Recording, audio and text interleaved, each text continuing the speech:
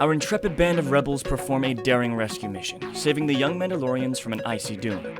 Upon returning to the Mandalorian settlement of Arumurut, they met with the clan chieftain to negotiate aid for Foundry 4. They were able to secure a fierce fighting force to aid their allies on Zorn, and then prepared to set off towards the jungle planet Kowak to find soldiers working for the slaver Prince Molech. Will they succeed? Find out in this episode of Friends Like These.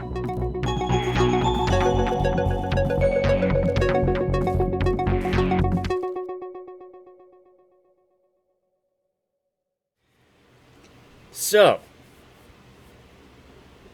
as we enter into today's session, let's start by rolling destiny points and duty. So I'll roll the duty. Would you guys have gotten some duty from the recruiting the Mandalorians and things like that?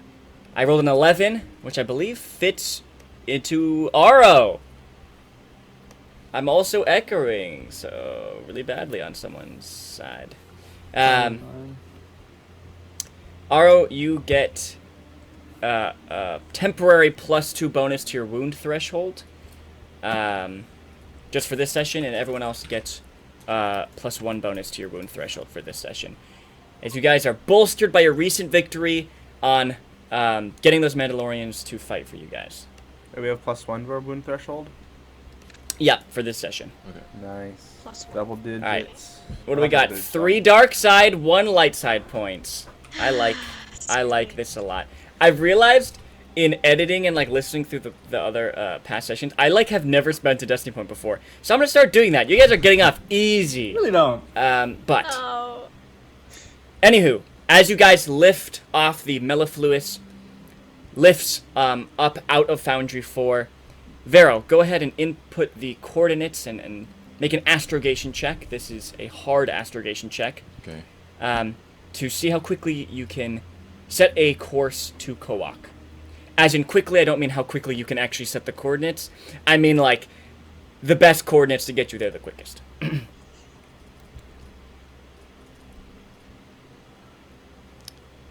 2 successes, 3 advantages, 1 dark side. Oh, sorry, wait, I accidentally had my, We can keep the roll. Just give it the dark side. just get rid of that. So that would be 2 successes, 3 advantages. I left Okay, my own way. so with that, the flight will only be 4 hours and 30 minutes. Okay. Only. So you reduce the time dramatically with those advantages. What if we just don't get back in time and then we just come back and the whole place is just blown up?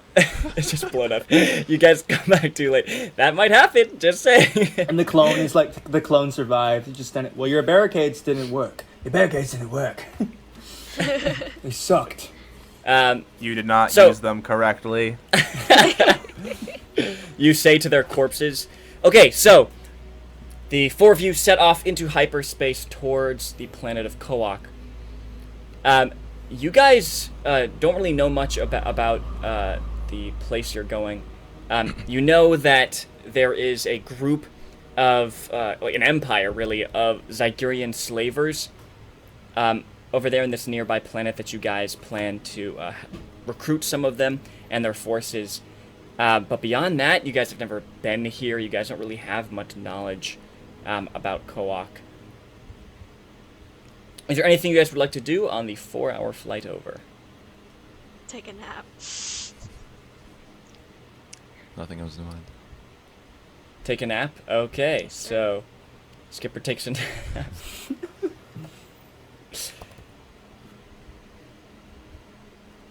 You guys drop out of hyperspace.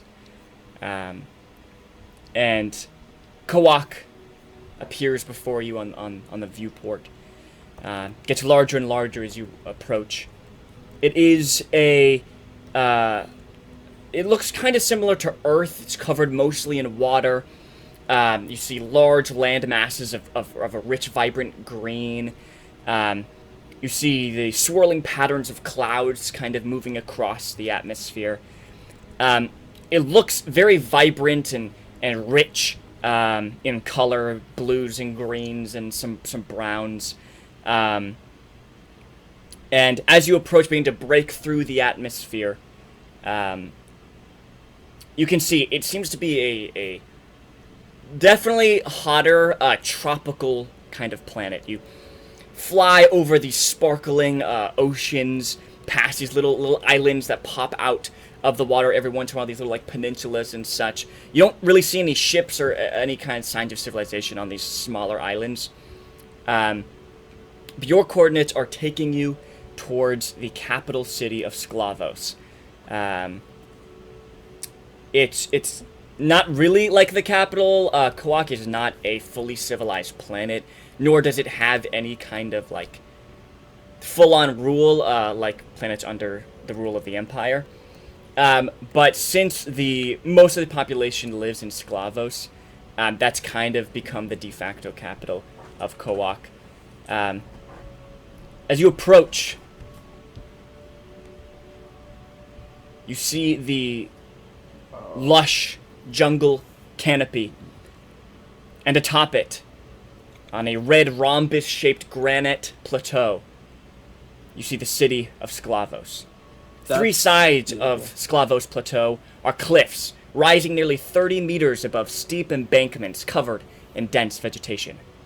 The fourth side is a series of rocky outcroppings that gradually slope downward into the jungle below.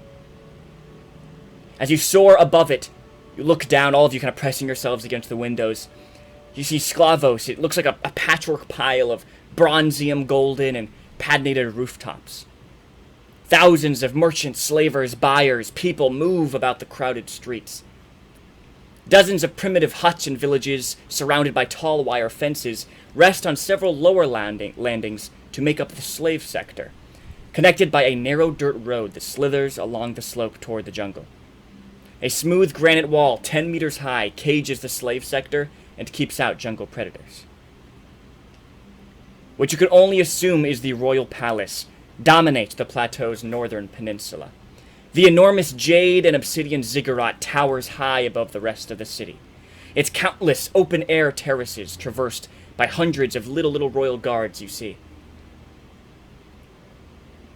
You see these creatures, almost reptilian, not exactly scaled, but leathery skinned, kind of mottled brownish greenish tan flesh, winged large creatures, kind of similar to like pterodactyls almost, and atop them you see they are mounted by figures, what appears to be some sort of like security patrol, kind of soaring above the city, and most of them are also kind of circling around the top of this massive ziggurat royal palace.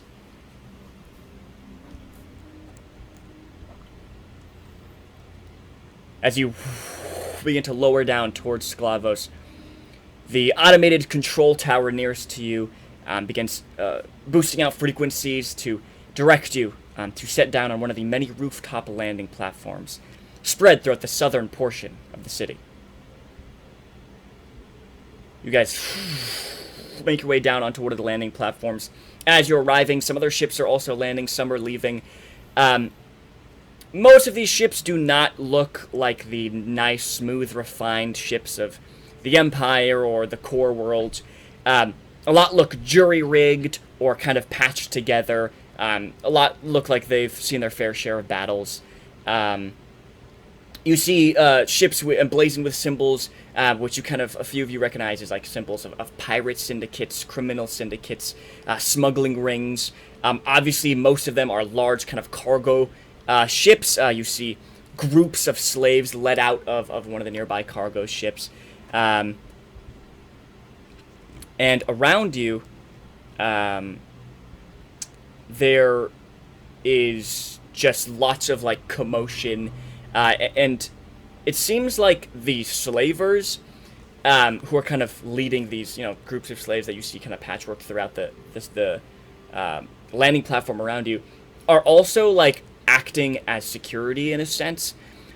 You see a lot of these slavers with their whips kind of at the ready, just looking around and kind of yelling at people to stay in line and stuff like that. Also, the majority of the population, it seems, further into the city, right here on the landing platform, there do seem to be a lot of different species of people coming and leaving. But the majority of the population seems to be Zygerrian, which is, they're humanoid creatures, and they have, fur, kind of tufts of fur, similar to a Lasat, but considerably less fur, more like orange or brown or dark brown, kind of spiked up ears, and they're kind of watching over everybody, and these Zygerrian slavers are kind of making sure that the traffic's moving correctly. You guys make your way out of your ship. Doesn't seem to be any sort of like docking fee or anything, just kind of first come, first serve who can fit on this landing platform. But you guys make your way out of the landing platform and into the streets of Sclavos. Thousands of beings from the shadiest corners of the galaxy bustle along these streets as you make your way. Countless slaves from a variety of species shamble forward in despair, dragged behind impatient Zygerrian slavers. Tents and shops displaying caged and cowering Rhodian, Togruta, and Twi'lek slaves for sale line the streets. It's a very crowded marketplace, and nobody seems to be giving you guys any respect or attention, just pushing past you, kind of knocking you aside. Very crowded, very loud, and it's a little jarring to some of you who are not used to this more outer rim, kind of chaotic atmosphere. But if you guys want to get somewhere, you're definitely going to have to push your way through forcefully. It doesn't seem like people are really going to... people are not the most polite over here, is what you can grasp. But you guys are in the streets. There's all kind of shops and things around you. People selling their wares and people pushing past, and there's some arguments. And in the distance, on the northern side of the city, you see the ziggurat of the royal palace raising above all the other buildings. What do you do? So we're here to get more allies, right? Yes.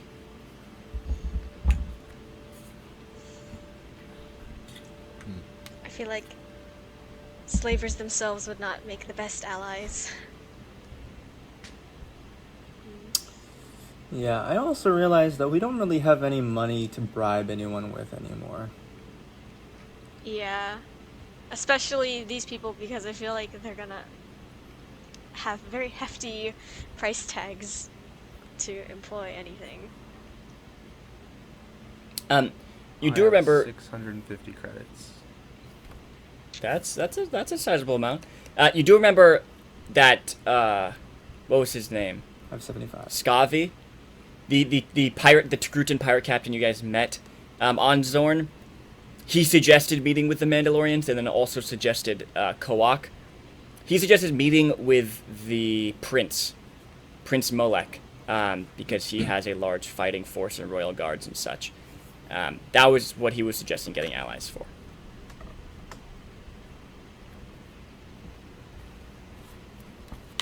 I guess we should try to go find this prince. I assume he would be in this large structure, the ziggurat. Maybe. Let's like Aro, yeah, maybe you should lead the way here. If you Oh, I think I've done quite a bit of that, so you go first. And I just kind of shove you forward and I'll follow you.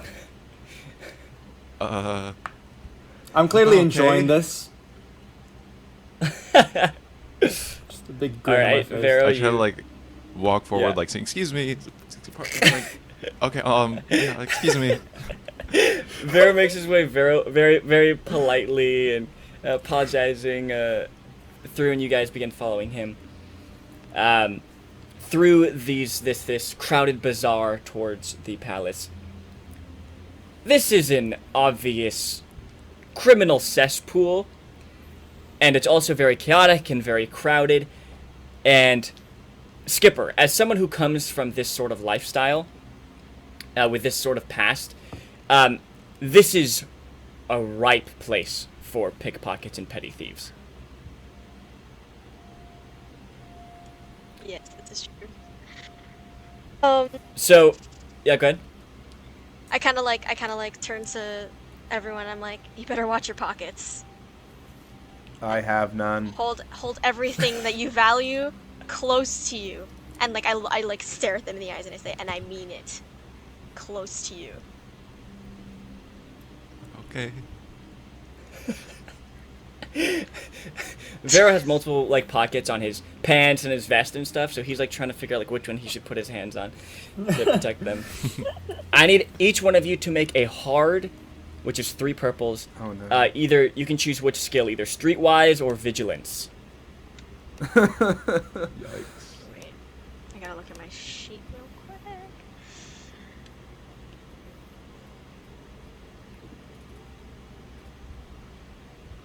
One failure. Oh, I gotta get this dice off. I think this is. I'm gonna fail bad. 1 failure. Oof. Oh no way! Oh no. 1 success. Oh. Okay, Oh. you succeeded there. Oh my And Skipper. gosh. 1 success, 1 advantage. Okay. You guys make your way through. Skipper, you actually catch a couple people like reaching into one of your pockets, and you kind of slap their hands away and kind of yell at them, and they run off. Mostly younger people, kind of children. It seems like people who are definitely harder down on their luck. You even catch a Zygerrian monkey lizard, also trying to pick your pocket. There seems to be a lot of these just kind of swinging around on the tents and just scurrying around. These are the you guys know Salacious Crumb? You know Jabba the Hutt's pet? Oh yeah. Yes. Yeah. That's a monkey lizard. Oh. Yeah, I know. What is this? The Last Airbender universe? But there's a lot of them, and they also seem to be like picking little like trinkets off of people. Basically, now that I think about it, basically Abu from Aladdin. But you guys make your way through, and it's only once you get on the other side of the crowded bazaar into the wider streets where the traffic is more clear. Do Vero and Aro realize that they are both missing a stim pack. Ugh. It's actually really annoying. Those are expensive. Looks like no one was able to reach into your wallets or get any of your money, but they did get some stim packs, which you don't know how much use they're going to need for it, but it's a little rough that they took it from you. I have stim packs. As you guys make your way through the streets of Sclavos, closer and closer to the royal palace, it's been about 30 minutes now. Do any of you guys want to kind of keep an eye out for anything specific, or just kind of want to take in the world around you, or are you guys just heading straight towards the ziggurat? Straight towards the ziggurat. Yeah, I would just head straight towards the ziggurat. Yeah. As you guys continue through, Vero's still at the lead. You kind of hear nearby, you're kind of nearing a collection of people that seem to be kind of moving in a direction. And the direction they're moving, you hear chatter, commotion, shouts, cheers nearby to kind of the direction that you guys are going. You guys are kind of eyeing people suspiciously and curiously as they're kind of hurrying past you towards the commotion and the noise, and some people are kind of pushing you out of the way to make their way there as you guys are crossing towards the ziggurat. You guys are coming now to near the base of the ziggurat, and you now suddenly get caught up in this crowd of people, cheering and shouting and jeering. Aro, you're pretty tall, taller than most other people here. And you're kind of looking up over everybody's heads, and you see now where everybody is kind of focusing. Nearby, maybe only like 30, 40 or so feet away from you, seems to be some kind of oblong open-air fighting pit kind of built into the ground. But because of the crowd around, you can't really see down into it. but you see people are just ringing around the outside, kind of cheering and shouting. I kind of stop. Vero, Yeah.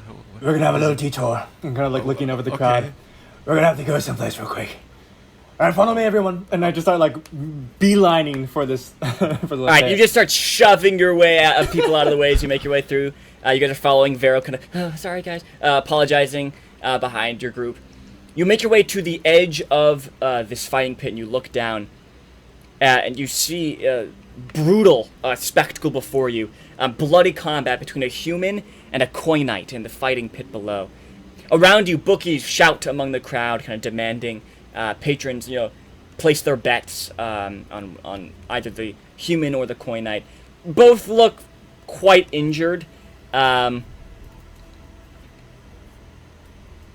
The human, he is kind of an older, middle-aged man, dark, kind of chocolate skin. He has grown kind of an unkempt beard, and he has long, shoulder-length hair, just dripping with sweat, kind of matted across his face. He has sustained some pretty serious injuries. He's limping. He has this just like gash across the side of his body, kind of slowly like dripping blood. Nicks all over him. He looks exhausted. And he kind of wears these tattered military fatigues. And he's just facing off against an imposing, much taller, near twice his size, muscle-bound Coinite, covered in rust-red hair, wielding a massive vibro axe. Around you, hundreds of slavers, other, various scoundrels howl and cheer at the brutal display. Below you, the human circles around the Coinite, trying to keep his distance. But the Coinite kind of charges, holding up this vibro axe above his head. And then everything happens at once. The axe comes down, the human's a blur, the Coinite is suddenly disarmed, and in the blink of an eye, the fight is over. The beast's lifeless body slumps to the ground, and the human tosses his enemy's weapon to the dirt. The cries of losing bettors in the crowd are deafening as they collectively throw up their hands in disgust, and then other people are cheering and collecting their bets. And the human just kind of collapses down to his knees. And it's kind of thunderous applause and groans and such around you. I clap along. Oh my goodness. Man. Holy crap. Some Zygerrian royal guards enter into the arena. They hoist up the gladiator and take him away. And he just kind of follows after, limping, dragging that limp leg behind him. And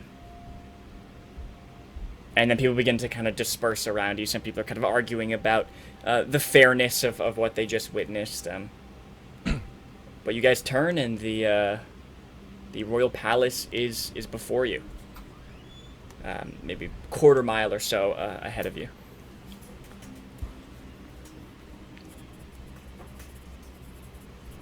Alright, I guess should we just keep moving then? To the... Yeah? Oh, okay, let's go. Kind of nod as my eyes are still like lingering at the the pit. Like, yeah, all right. Starting to really enjoy this place.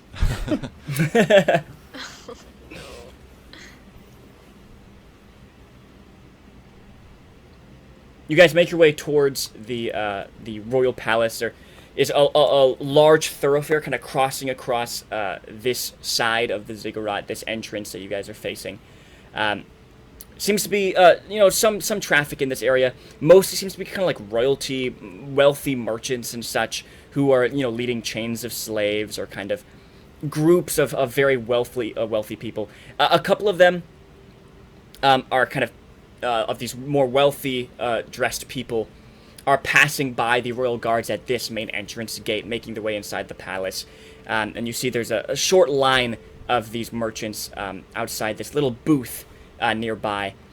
There are many royal guards, Zygerrian royal guards, in their different like laminate armor, like pauldrons and chest plates, and with their vibroglaives and such stationed around here.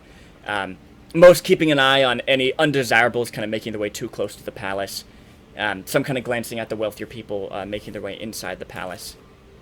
And you see before you the large metal grate, almost like a doorway that's kind of going opened and closed for people as they enter inside.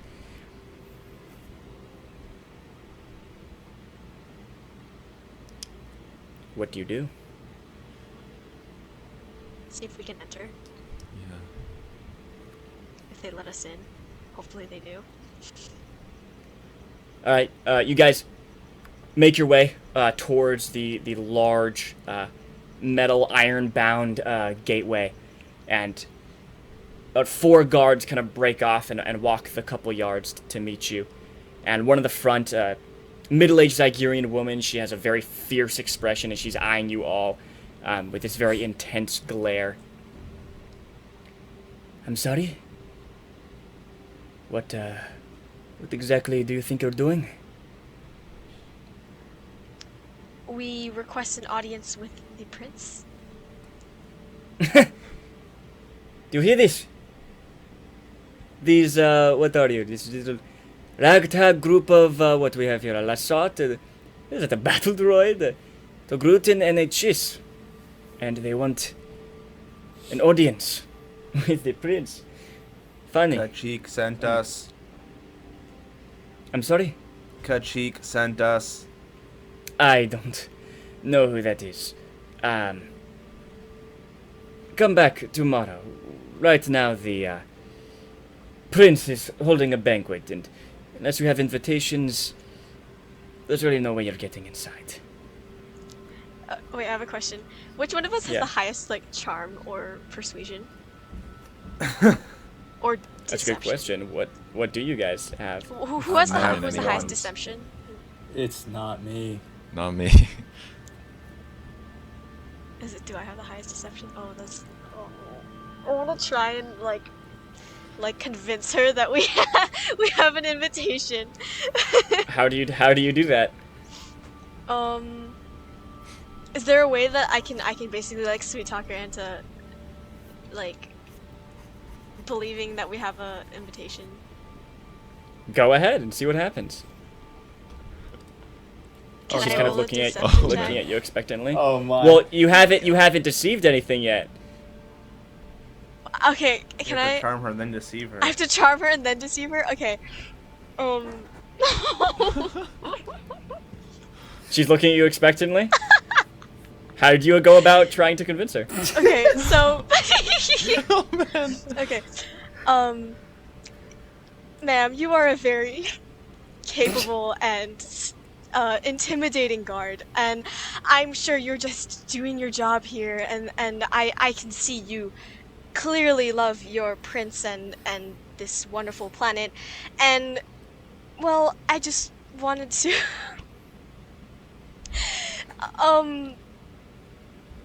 Griff.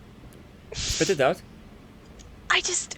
We have an invitation, but Hmm. we Oh, can't seem you to lost enter. it.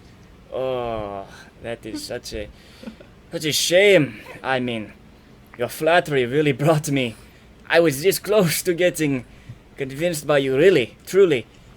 What exactly did you leave your invitation? As you all seem to be clearly the kinds of guests who would make it into this kind of party. Please enlighten me on who you are and why you were invited to the banquet. I kind of like look at everyone. I'm like, help me a little. I am B1 Unit 415257. You can call me Doc. I'll look to Arrow. What my compatriots are trying to say is, we are members of great importance, and unfortunately someone of your rank would not know. As you can see, we do have an invitation.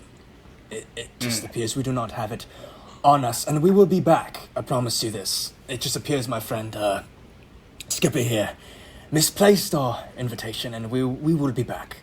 Not tomorrow, of course, we will be here on time for the banquet. Thank you very much. We'll be back. And I kind Well, of it's just... starting in about an hour. Yes, I I know suggest this. you We had their invitation. get back there and you find your invitations that totally exist. Yes. Exactly. Oh. Thank you. Yes. Exactly. Yes. Thank you. And I kind of just start Okay. pushing everyone back. Yes. Yep. Yes. Okay. Of And she course. turns and she kind of makes her way back, and Roger. you hear them talking in this language none of you recognize, and they start kind of snickering to each other. But they seem to have already forgotten about you. Pain. Are we actually gonna come back, or? Are we, like, Well, we need to figure it out because we need to talk to the prince. Yes. Well, I think the first step that we need to do is figure out what kind of banquet this is, and then find out who has an invitation, and then either we steal it from them or we bribe them for it. Either way works. Or we could, like, come back tomorrow, right, when the banquet's over? No. I don't think we have Oh, time. no. Oh Yeah, yeah, we don't have time for that. Sorry. we don't. That's true. Any ideas as to whom we could ask? So we're like in like the richer quote unquote area of this. Kind of. It seems like it. You're on kind of this wide street that's in the front of this entrance to the royal palace, and it seems like most of the traffic here is like wealthier people, but also a lot of them are just here where you suppose is the banquet, are kind of getting dropped off and then making their way either inside or to the kind of booth nearby first, and then inside. What if we waited till people with invitations show up at the time, then we jump them? Seems like that's what's happening. Is people are entering the party right now. Oh, Should we like I stop thought it was gonna happen someone? in an hour. Stop someone and ask them, it's so stupid to see their invitation. Just so like we know what it looks like, so maybe we can swipe one from someone. Hold on. Can I look around and like find the nearest well-dressed person, and like kind of not near the guards per se, but kind of like what I would assume is someone going to the banquet. Uh-huh. Kind of just go up to them and Go ahead and make an average perception check for me. Average is two purple. Oh, this is not good.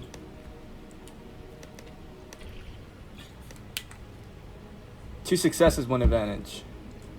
Okay, there does seem to be a large barrel-chested Zygerrian man approaching. His hair is kind of like curled up, almost like a curled like mustache, and then like kind of around the sides of his jawline, also kind of like stylized into like these curls. And he's maybe 100 or so feet from the entrance, slowly making his way up, flanked by these two mercenary bodyguards, it seems like. But he's pretty far away from the guards. None of them seem to look at him yet, and he seems like he is slowly making his way towards the entrance.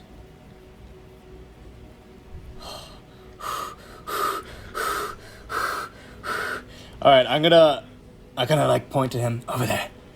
Right there. Tucking on side. And I kinda just start like making my way toward him. Alright, you start making your way downtown, and you approach him, and the two guards kind of look up, and one of them kind of nudges him. He kind of looks up from a data pad he was holding in his hand, and he tucks the data pad inside his very fine coat, and they come to a stop as you stand in front of them. He's about your height, a couple inches shorter maybe, and he looks at you. Excuse me, sir. You look very, very familiar. Do I know you from anywhere? I do not believe so. I think we've met before. It's Arrogant. Do you not remember? No. Arrogant. Where would we have known each other from? Oh, he doesn't remember. I kind of like look back at everyone. He doesn't remember me. How embarrassing. Well, let's just say that it's the first time we're meeting. I kind of put up my hand.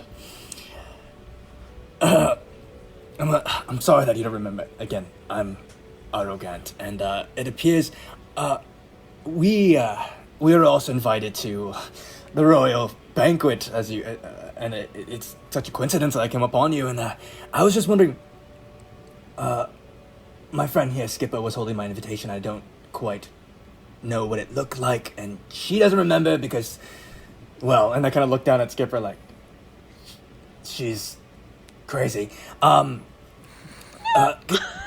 I see yours real quick? I just want to make sure that, I have two of them, and I want to make sure I'm using the right one, and I'm not sure which one's which. It sounds crazy, I know. This is a very odd request, yes. Indeed it is, and I'm sorry that I bring this upon you. I kind of just looked at him expectingly. He looks very distressing. You also don't look like someone who would have the invitation. You had a nice sleep, and you kind of cleaned off back at the foundry, but, you still have a bit of remnants from your fight in the ice cavern. Your clothes have, burn marks and such from the fight. From the two fights that you guys have had, one in the docking bay on Villemeth Port, and then also in the ice caverns. You don't look like someone who would be in the party. He looks very distrusting. This is a very odd request. Go ahead. I'm doomed. I had no idea where I was going with that. I'm going to say this is your choice of either a charm or deception check. Which one? It doesn't really matter. Okay. Oh wait, it does. No, it doesn't. Charm or deception, you said? Yep. Okay. Well, let's try this. And the difficulty is 1 red and 3 purple. Oh my. Oh. And I'm going to spend a destiny point to make it 2 red and 2 purple. How many destiny points do we have, guys? We have like 3 dark side. You have 2. We have 2 light, right? Extra? Yeah, 2 light, 2 dark. Because I just spent 1. Would you guys hate if I use one? I would No. not. No, I think we need I'm it. gonna lower the difficulty. Well, okay, so he already upgraded the difficulty, so the only thing you can do is upgrade your roll. Yeah, I'll upgrade my roll. Okay, so what is your roll? 2 greens. But now it's 1 yellow, 1 green, right? Sure, yeah. With the destiny point, and this is against 2 red, 2 purple. Oh my word. Oh my goodness. It's horrible. Well, that's 1 failure, 2 threats. His eyebrow kind of raises suspiciously. Please get out of my way before my bodyguards move you for me. Right, of course. I'm very sorry. I mistook you for someone else. Sorry. Mm-hmm. And the bodyguards kind of, they kind of like lunge at you, like threatening you. And they push past you, and you sadly watch him make his way towards the palace and in towards the gate. And he shows an invitation to a guard. And they kind of check over it. And it is actually with your threat, it's actually the same female guard that you guys had just talked to. And he kind of is talking to her under his breath. You can't really see what they're saying. And he kind of looks back towards you, and she kind of glances over at you. And seems her expression kind of goes like, yeah, of course. And she looks like she kind of makes some sort of apology, and then they usher him inside. I Alright, just super we can't- awkward smile we that can't just get slowly in. starts shrinking away. And then I just walk away. You guys kind of make your way further away from the palace now, and you guys kind of huddle up. He has changed since high school, Arrow. I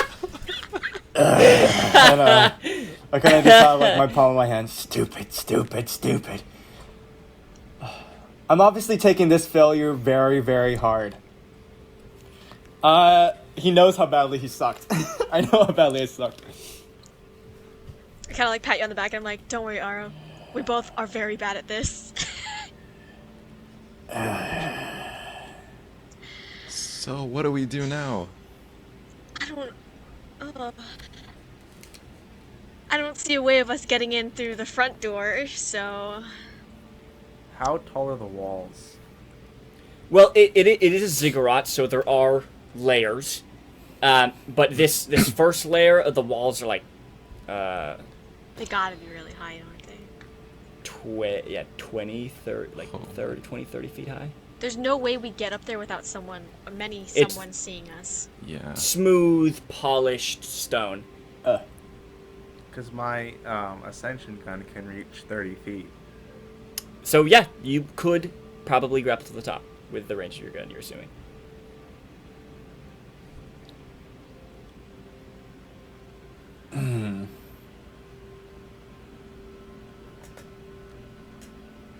Also, as you're looking up there, there seem to be a couple guards walking along the top of this level here.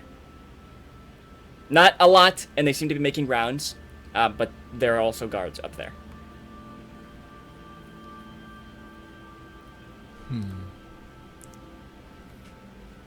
My friend B1, you wouldn't happen to be able to possibly grapple one of those guards with your ascension gun? Could you, and bring them down? Is that a difficult request? I've never tried that before, but it is worth a shot. Wait, why would we want to grapple the guard down? I need his uniform. Or you could use it, Vero, because I don't think I'd fit it. Wait. Alright, Vero? And I kind of just pat him on the shoulder. Well, No, stupid idea, never mind. Why would we do that? We need an invitation. In my thought process, which was not a thought process at all, it made sense. What do we do, guys? I don't know what to do. I think sneaking in, like if we get caught, there's no chance that they'll help us. Yeah. And even if we do sneak in and get to the prince, like, and then just ask for help, that I don't know. You throw this out. What if I cause a distraction and lure the guards away while you guys go in? But, okay, think about it.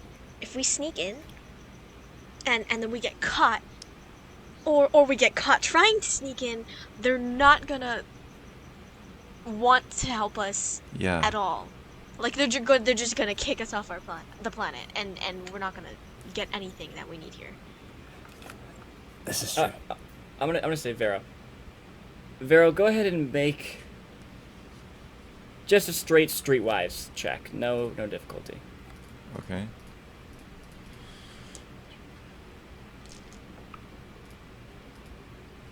One success, one advantage. Okay. As you're kind of surveying the area around you, the kind of busy street that you're in, the palace nearby, the hall, the very high stone walls. It's a massive, massive palace, so it stretches on for either end for a long time. The guards, everything in consideration. There are a couple things that you think, you could try. Clearly, this booth thing nearby is some sort of registry or something where guests are checking in or maybe even getting invitations. You're not super sure yet. But that seemed to have something to do with the invitation, so you could try to check that out. There's definitely the option of sneaking in, and the best way you assume would probably be to, try to climb up through the walls during a break in the guard patrol, or by using some sort of distraction and then sneaking up over the wall and finding a way down into the party. The other, in line with your expertise, might be to find a way to hack into the system, try to put you guys on the guest list through some slicing. But that would probably require you to figure out where the auction registrar's office is, gain access to the data terminal, and then try to slice into that. And then, of course, there is always the idea of just charging in there, but that would probably be suicide. Okay. I relay all those options to the group.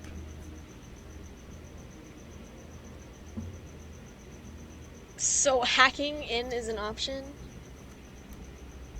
Yeah, I just have to find the office for the registrar, the register. Yeah. Yeah. Oh my goodness.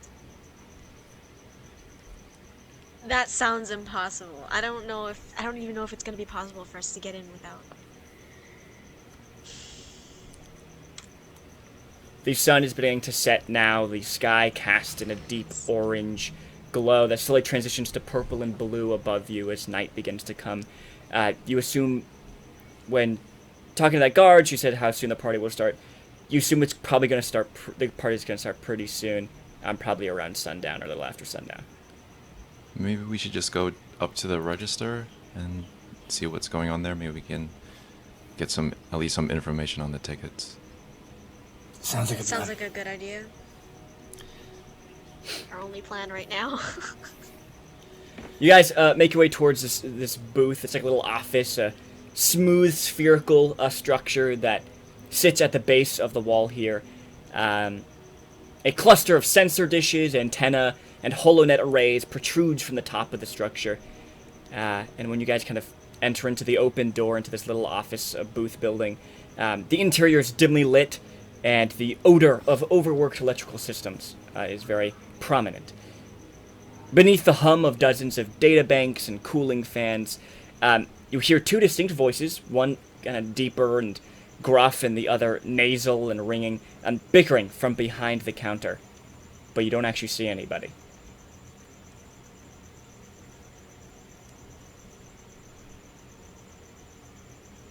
Hello? Hello? Is anyone...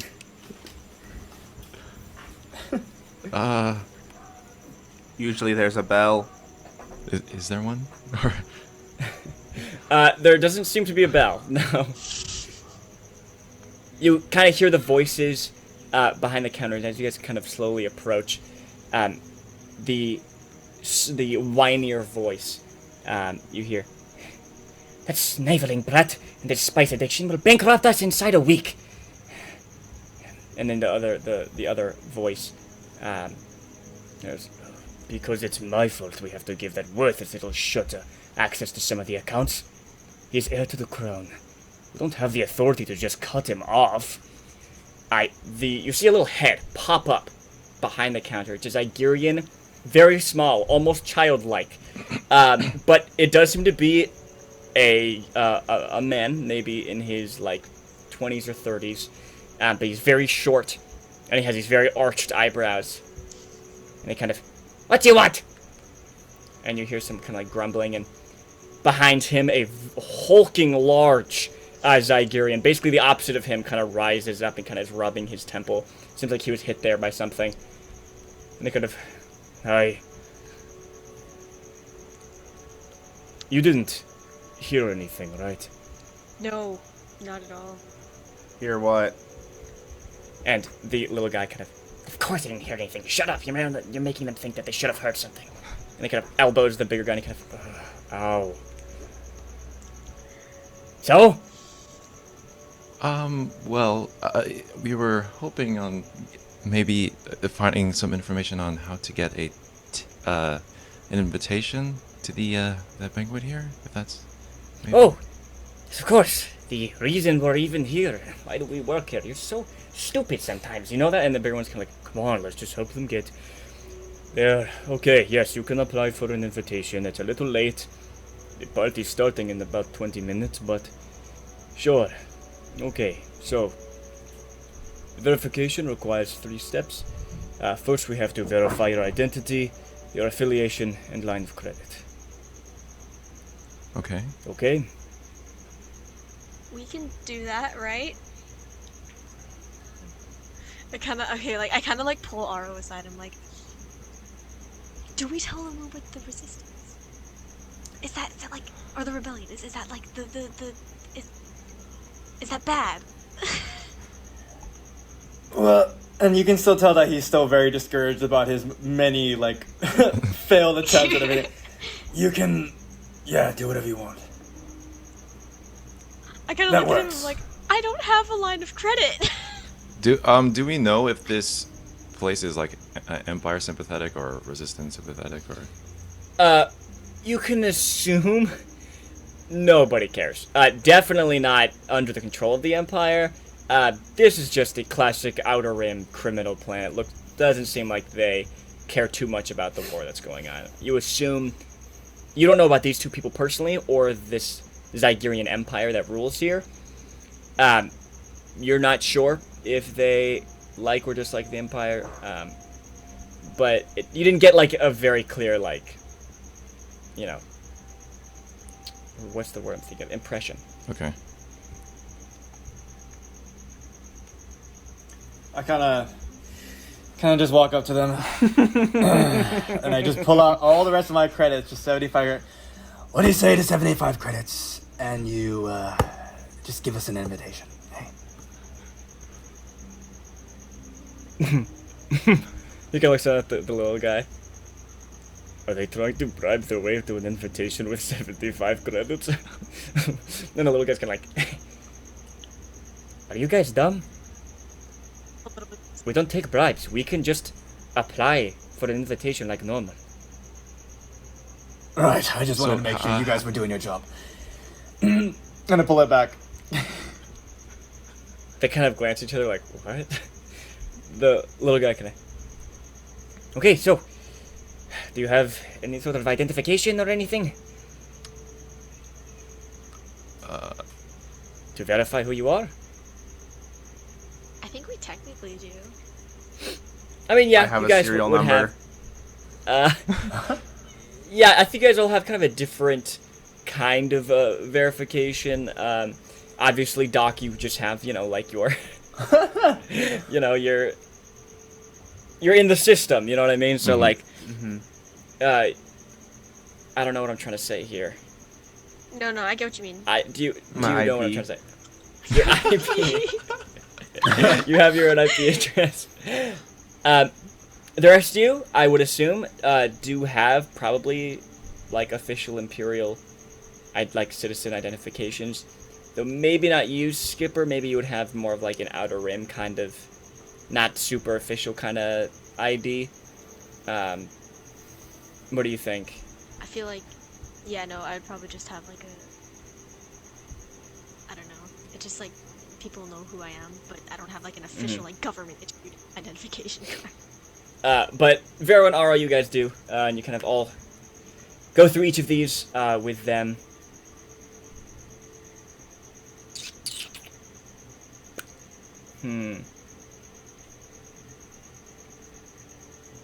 They're kind of looking over them, and then the big guy's kind of looking over them, and then kind of talking to the little guy in the Zygerrian language. And the little guy's on a computer and kind of looking it up, and they seem to be kind of looking through your various identifications, IDs. And the little guy looks up. What, Empire?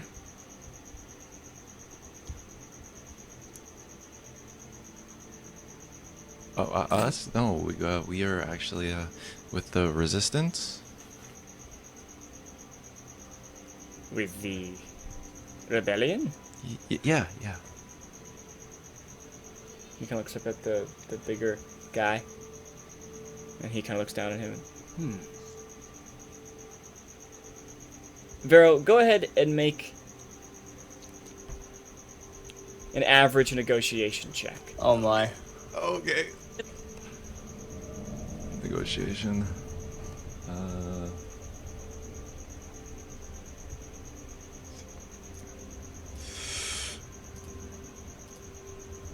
One failure. Okay, they kind of look at each other suspiciously. You're not really sure how they took that. Everything is going so well. Oh man. Well, we have your IDs and affiliation. And your line of credit. We assume you are of the more fortunate side of the galaxy, seeing as you're trying to get into this luxurious banquet here. Am I correct? You don't look it, but I don't want to assume. Yeah. Yes. We are. So you can prove to me your wealth. If you could just kind of give me access, just let me know your banking information. Obviously not to like get into your account. I mean to look it up and see that everything is in order and that you are in fact a wealthy merchant who deserves to come to this banquet. They're like, what's your social security number? Just give us your social security number and your... Yes, you have this? Vero appears to be kind of locked. No! Oh no. No? I quickly just out of the blue scope. How dare you? Oh, they kind of step back, kind of shocked, a little worried. How dare you Sorry. request this kind of information from us? And I kind of look at them, kind of like looking at them, like, yeah, how dare they? I feel this is ridiculous. The fact that you would even dare to ask us for this information. Who do you think you are? Okay, I like this. Go ahead. Make a average coercion check. Oh my. As you're trying to intimidate. Does it have to be that? Well, you're trying to intimidate them, Yeah. and so yes. Yeah. Exactly. You do have a destiny point if you want to spend it. I don't think we should spend more. This might be our only chance, but one success. Okay. They kind of and they start kind of scrambling around, and the bigger one's like, oh, right away, let's get your invitations, of course. You are and the little guy looks down at the monitor. Arrogant, of course. And you are, the skipper in, the battle droid. That's real, obviously. We're so sorry. Right. You're such an idiot. How did you not recognize him? Are you stupid? And because like, oh, I know. I'm sorry. And they go ahead and hand you guys each invitations. It won't happen again. And this not at all reflects Prince Molek or his regime. We are just lowly servants here, and we... Right. And you guys take your invitations and kind of hurry out of there before... Yeah. And as you guys kind of make your way out, Lasat, you have pretty good hearing that comes with your species, and you kind of pick up behind you. Them kind of recovering, and then the little guy going, wait, so who exactly are they? And you guys... you way to the front of the gates, and that female guard approaches. You again. Fantastic. I heard you were trying to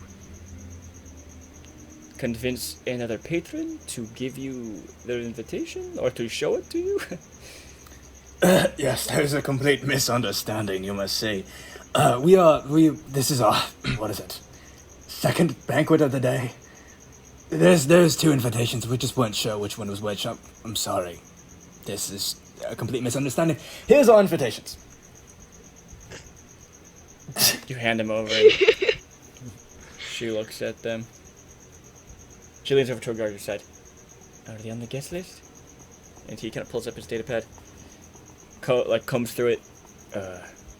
Yes, they were just added a couple of minutes ago. She kind of glances down at the invitations and up at you. And she hands them back. Enjoy the banquet. She steps aside. Thank you. Thank you. I almost start laughing, like, thank you.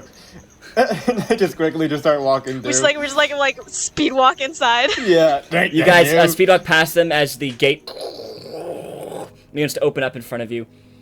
Vero, you nervously just glance behind instinctually, and you see she's kind of eyeing you guys as you're walking away, and she reaches up to comms in her ears and mutters a couple words in her native language. Nearly 100 drunken partygoers of various species fill the lavish open-air courtyard ahead of you. Gathered around long rectangular stone tables, the wealthy bidders clink their glasses and take in the Twi'lek and Togruta dancers who gracefully move around a large fountain, pirouetting from stone to stone between jets of water. A dozen young slaves kind of make their way through, through the courtyard, serving alcohol and spice to the guests. On the other side of the guests is a raised stone dais, occupied by a group of Zygerrians draped in regal flowing plum and gold robes. At the center of the group sits an attractive Zygerrian young man, surrounded by over a dozen courtesans, bored, clearly, despite the lavish setting and entertainment. You guys kind of make your way into the hubbub of the guests, the kind of mingling going about. People are talking in various languages, mostly basic. People greeting each other or meeting each other, or catching up, discussing business things, all that kind of stuff around you. There's some guards milling about this area, and they also seem to be quite a lot of guards clustered around the foot of that raised platform, with what you can only assume to be the prince.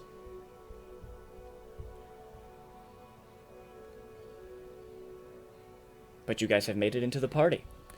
And as you kind of glance around at the much better dressed and more regal people around you, you guys all feel kind of out of place. And still, Vero, you're a little worried about these guards and their suspicion of you.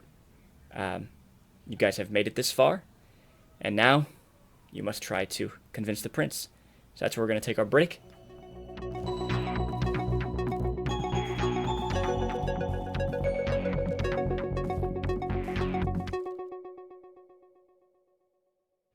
So, as we come back in, you guys are currently at the party. Oh, yeah. Guests mingling about you. What do you choose to do? In light of my recent failures, I go, I need a drink. And All right, you. I tell him right ahead. before he goes, don't drink too much. We're gonna need your brain. Yeah, and I kind of just don't even look at her, just kind of yeah. You make your way across the room to a younger slave, seems to be human. He's maybe in his late teens, early 20s. Slumped shoulders, kind of this look of despair in his eyes. As he kind of turns and glances up at you, he's holding this tray, and he holds out the tray with this collection of very fine glasses on top, filled with various different colors of liquids. Some kind of sparkle, some fizz, some bubble, some just sit, and they're all kind of multicolored, and he kind of holds out the tray to you. And I refuse a drink. I'm like, no, thank you. The last time I drank, it didn't go very well. You assume this is probably more of a smoother, sweeter drink Refined. for a party than hard liquor. Ara, do you take some? Of course. I just grab the whole thing, I chug it. And it's... The whole tray? The whole tray? No, just one. Just one. Just one? Just one. Alright. The ones that especially catch your eye is this, black one that's kind of, slightly bubbling, and then this, vibrant neon pink one that... It doesn't seem to be, moved, but, it kind of, inside, it seems to be, something's, moving in there. Huh. In the liquid. I grab both. Mm-hmm. I look at both of them, and I pour both of them, into one. I pour the other one into the same other glass, and then just mixes, and then I drink it. Alright. You pour the black one, kind of... It's actually pretty thick, and you pour it down into the pink one, and instantly the pink just, gets darker and darker as the black mixes. It's kind of beautiful. This black kind of, mixing in with the pink and the liquid. You kind of swirl it around a bit. And right as you bring it up to drink, this very small, fleshy, almost octopus jellyfish-like creature bobs to the top of the drink seemingly dead. Looks like this is what was swimming around in the pink liquid, and you killed it by mixing the drink. I mean, you assume it wasn't long for this world anyway, since they put it in a drink for you to consume. But some chemical reaction happened, and it now died. Oh no. I kind of like look at it. Maybe you shouldn't drink that. Maybe you're right. And I just grab the thing. I literally just pull it out, fling it someplace random, and then I drink it. Okay. You reach inside. You pluck the little creature out of the drink. And you just look around. Nobody's looking. You throw it behind you. Now that that's gone, you feel pretty confident. You take a swig. It's not good. The mix is not good. I mean, you know, like when you were a kid and you went to the Costco food court and then you like got your Pepsi cup and you did one of each kind of fountain drink. You know what I mean? I didn't only do that at Costco. What? I didn't only do that at Costco. I did it at other places. You know, Yeah, I don't know what you're Pizza talking about, Hut. dude. The mixture was actually pretty darn good. I don't know. What Yeah, you're the talking about. mixture's always good. Yeah. I mean, it's just You sugar, guys are right? lying, You dude. guys are You're lying. not true. Then what? Talking about It's the not mixture's true. always good. It's always good. Not true. Suicide? Is that what it's called? Yeah. Yeah. It's not. It's no. It's not. It's not like awful, like vomitous. It's just not good. You know, like it's not like super unpleasant. Just Like pomegranate not juice. very good tasting. One, you're not really sure which one it was kind of a sweeter, sparkling kind of drink, and it's kind of mixing in with this thicker, more alcoholic kind of mead ale almost, and it's just not tasty. But you know, it's something. A woman behind you screams. And Ara, you slowly usher your friends a little farther away Yeah. from the commotion as she tries to deal with the little creature that just suddenly flew out of the air and landed into her drink. Nice shot. The party is continuing around you. These dancers are, you know, performing these incredible acrobatic feats around the edges of this fountain in the center, and some people are kind of watching, kind of applauding every once in a while. And across the way, you see the prince on the throne.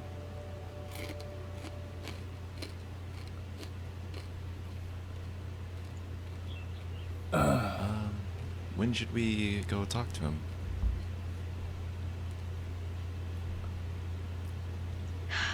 That's a good question.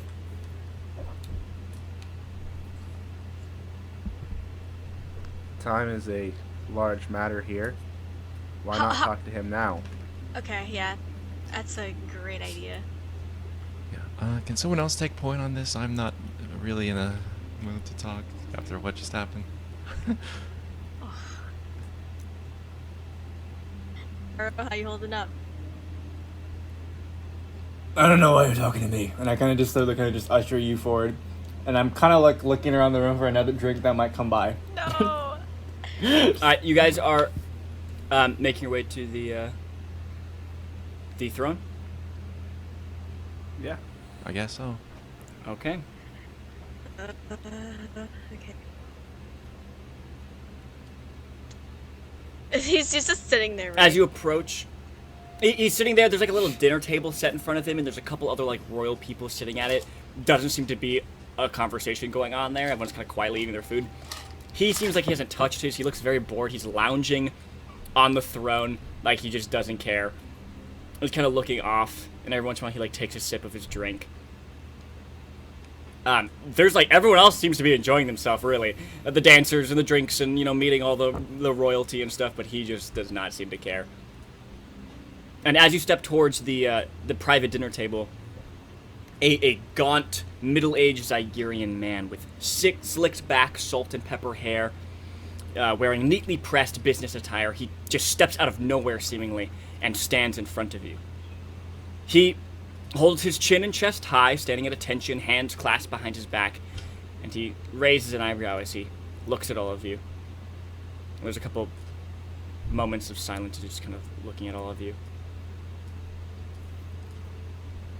Hi. Evening! Hi. My name is Rajim Armin, captain of the Prince's Guard and His Majesty's personal advisor. Pleasure to meet you, sir. Who are you? We are simple, I suppose messengers of a sort. We simply request the prince to hear us out for a proposal. I can tell you're simple.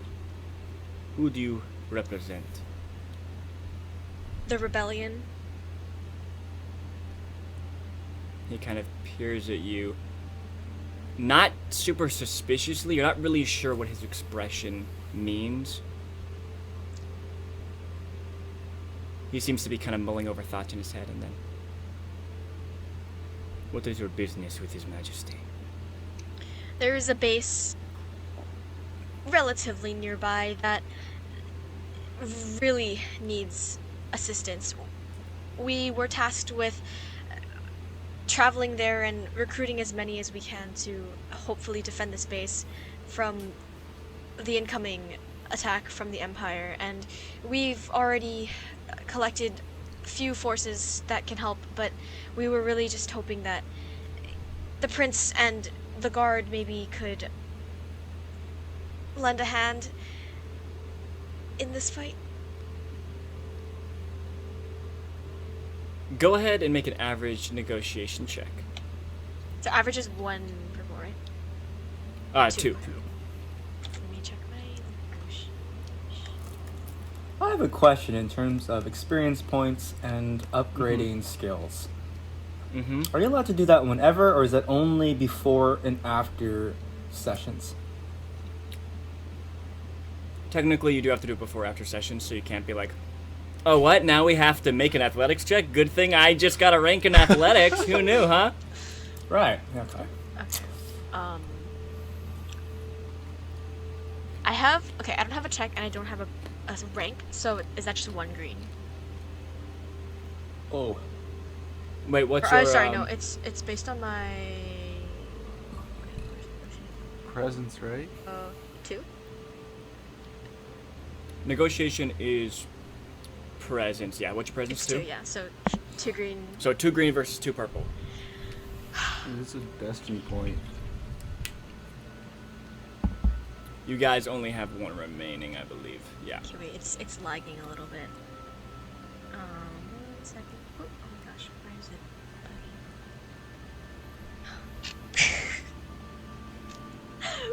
it? 1 failure, 1 threat. He Gonna cry, dude. stands there, quietly, for an increasingly awkward amount of time. Kind of looking, like half looking at you, half distantly thinking about what you're saying. He turns, and he looks at the prince, who is pretty near, like very, very close, and most likely heard your conversation. And the prince is kind of looking at him, just tired and bored. And the prince just waves his hand and then turns back to the rest of the party. Armin rolls his eyes and sighs. It seems His Majesty is uninterested. Truthfully, he has little incentive to cross the Empire. Its navy gives us a wide berth already, and we see no reason to jeopardize that arrangement. Doc, do you want to do something? Perhaps there is something in it for the prince. And what's that? With this as rebellion space, imperial control over smuggling will no longer be around. Like I Meaning, said, things, contraband items, can be brought through, such as spice. Yes. First of all, we are experts in getting around that, as you can probably assume. But, as I just mentioned, the Imperial Navy already gives us a wide berth. At what cost? We see no reason to jeopardize that arrangement. I apologize. I speak for the prince. That is all. He kind of pauses a moment. He wears an expression like he's like, should I do this? And then he leans in closer. Having said that, today, one of His Majesty's prized possessions, the Prince's sword, was stolen and taken to a watch house within the slave sector just outside the city. I was just informed that the thieves intend to move it to the Thalassian outpost Caden by morning. Retrieve His Majesty's property and present it to him. In his gratitude, I think the Prince may consider your offer. A quest. Something we can do. Okay. Yes, we will take up your offer. We will do our best to retrieve your prince's sword. Any questions? What outpost? What's they're taking it to is a different way. There is a collection of slave outposts outside the city. And you guys remember when you flew in here, you saw the different settlements that had those fences around them, kind of at the outskirts of the city, near the jungle. He lost it to one of the slavers there. Sevel is his name. He is a trade baron who represents the Karazak Slavers Cooperative, or KSC. He used to be a personal friend of the prince. They used to bet on gladiator matches held in the Zygerrian auction arena in the palace. The Karazak Slavers Cooperative is renting a temporary holding pen used to store recently purchased slaves, and is located just outside the city walls with the rest of the slaving camps. As you can probably tell, they aren't friends anymore.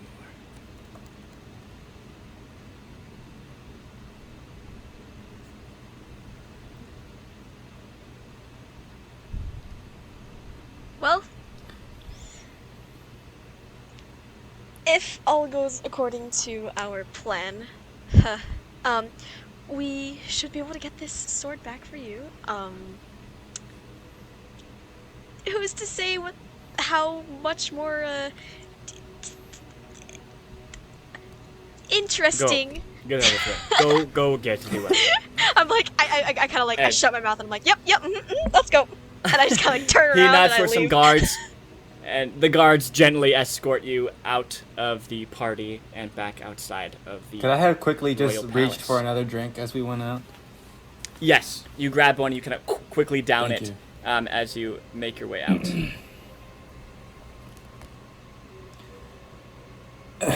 Good job, Skipper. And kind of like let out a burp. I kind of like, I give him like this like pained, I'm like obviously cringing and I'm like, uh-huh, yeah.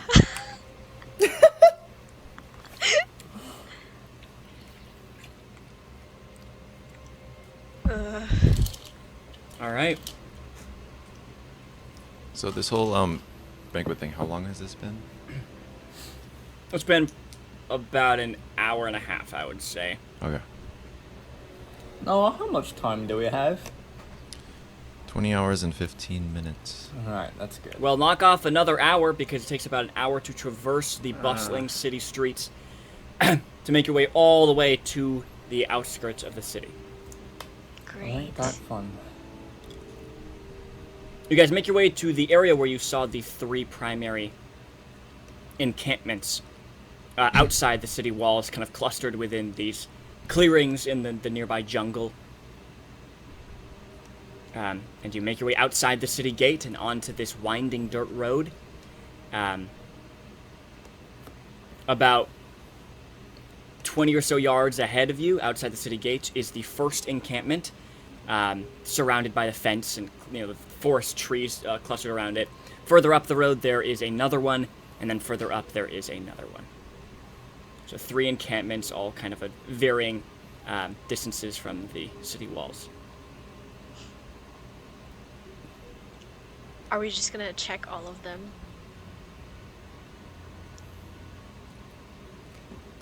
I guess. We could ask around. If we- Though. No, never mind. Okay, let's go to the alpha one first, because that's the closest, right? Alright, the closest one, yep. Alright, you guys make your way forward. It's a little hard to see because it is nighttime. There are a ton of lights and stuff strung up inside the encampment. And there is the light coming from the city behind you. But the dense jungle on either side is kind of dampening. As you guys approach, why don't each of you guys make a easy perception check. So that's 1 purple. Okay.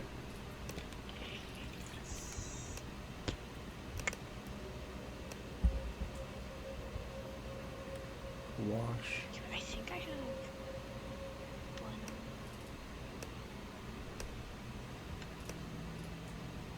2 successes, 1 threat. 1 second. Okay. 2 successes, 2 advantages.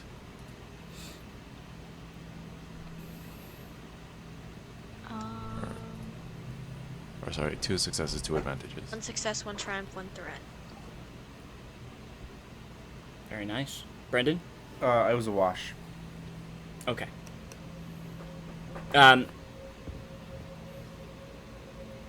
Most of you guys, except for Doc, see the kind of perimeter fence around it. Everything looks pretty temporary. Probably only takes a couple hours or so to set up this whole encampment and break it down, you assume. Seems like a temporary encampment here. Around the outside, you see 8 Trandoshan slavers kind of acting as guard, it seems like. They have these huge guns, which, Skipper, you recognize as accelerated charged particle array guns. So, very devastating explosive weapons. Past them, Skipper, you are able to spot a lot of slaves, maybe nearly 50 Wookiee and Togruta slaves.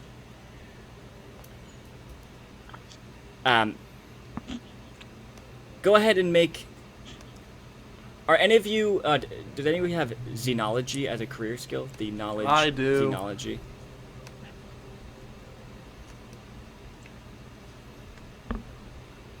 Alright, Doc, as everybody points out the Trandoshans ahead, you do know that they do have infrared vision, naturally. Trandoshans do. And so they probably have a pretty good view of anyone trying to get close to the camp or sneak by. You guys are maybe about 50 or so feet away at this point. They look dangerous and like guards, you're not really sure. But it may be a little harder to sneak past them, or if you're trying to go talk to them or attack them, whatever your tactics are. But that's what you see. There are Trandoshans ahead. Trandoshans have heat vision. Yep.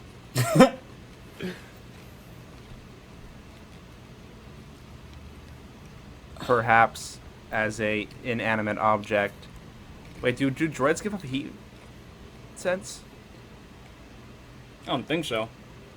Okay, we're gonna go with that as Not unless canon. they have, binoculars. Maybe I should look around. Sounds like a good idea. Yeah. Okay, how do you look around? I just want to try to stealth into the biggest tent, or peek into the biggest tent. So you want to try to stealth through the opening in the fence? Yeah. Okay. There are the Trandoshan guards, so this will be a very difficult task. Go ahead and make a daunting stealth check with 2 blacks because of their night vision. Even though I don't give off a heat signature. You're right. However, it's night vision. So, you know, it's not just Oh. heat signatures. It's also just they can see better at night. Oh no! Oh, I didn't add any greens to the roll. I didn't add any greens. I just rolled the full purple. I was like, oh, You just geez. rolled the difficult. Well, Actually, I will say remove the 2 blacks because yeah, you are pretty inconspicuous. You do not give off a heat signature or anything like that. You're not reflective. You're very marred by like chipped paint and all and dirt and stuff, kind of stuff like that. So I'll say just daunting. Just the 4 purples will be the difficulty. 1 success, 1 advantage. Wow. Okay, you sneak past them. Oh my god. Through the opening in the fence, and they're past a couple tents, and you see a large canvas tent set up, and you sneak over to it. Nearby, you see the Wookiees and Togrutans just stuffed together in cages, like very uncomfortably pressed together in these cages. They all look miserable. Some are trying to get some sleep. Some have just given up on trying to get some sleep, it seems like. They all look hungry and exhausted. You hear other voices around you and through the tents, and you see a couple other slavers moving about through the camp. None of them seem to spot you. As you kind of make your way up to this tent, over to the main flap. Go ahead and make an average perception check. You try to, like, hear if there's anyone inside or if there's any motion inside. Average perception. 1 success. As you kind of crouch down, slowly crawling over to the tent flap, you kind of poke your head towards it and listen in. And you hear some voices. One of them, this very harsh, guttural voice. Exactly. That's what I'm trying to say. Perhaps we should just go talk to the Baron. And you hear another voice. My friend, do you really think it is wise to talk with Seville at this hour?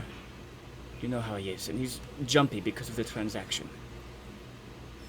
Plus, you know we're not supposed to be visiting Beta encampment unless we're supposed to be. He told us to keep watch over the slaves here, and that is what we'll do. Another voice. But why? No one's going to be coming after these slaves. We have the Trandoshan guards out front. Come on, I really think it would be a good idea to talk to the Baron. And they kind of continue discussing.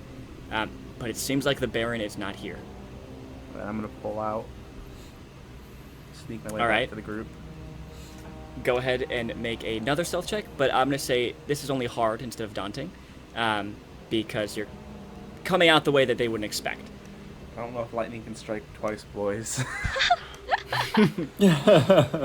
2 success, 2 threat. Oh my gosh. You sneak your way out the fence, and you kind of scurry behind one of the Trandoshans and make your way into the nearby underbrush to kind of go through that and then make your way back to your friends. As you're pushing through the underbrush, you know, increasing the distance between you and the encampment behind you, you hear just faintly behind you one of the Trandoshans go, "Did you hear that? There's something out there." And you hear the powering up of a weapon. Uh-oh. You 3, go take a look. You push through the underbrush and you pop out on the other side, back onto the little dirt road where your friends are waiting for you. Beta camp, go now. As I start quickly, but sneakily, my best sneakily run into the brush over here. Okay, You guys cross to the other underbrush and begin pushing through the foliage toward the other encampment. Behind you, lights begin swaying over the underbrush and into the trees, projected by the weapons of these guards.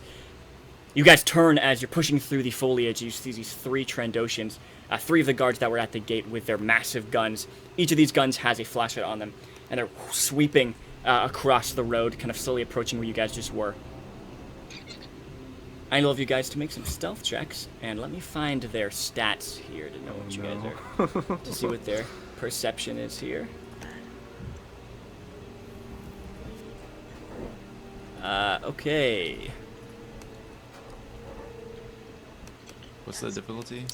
The difficulty is, they have good perception. 3 red. What? Oh! 3? We're all caught. Goodbye, goodbye, world. It was nice to know you. Yeah, I got a wash. 2 advantages, 3 failures, 1 What is my despair. thing? 1 advantage, 1 triumph. You're joking. 2 successes, 1 threat. Goodness.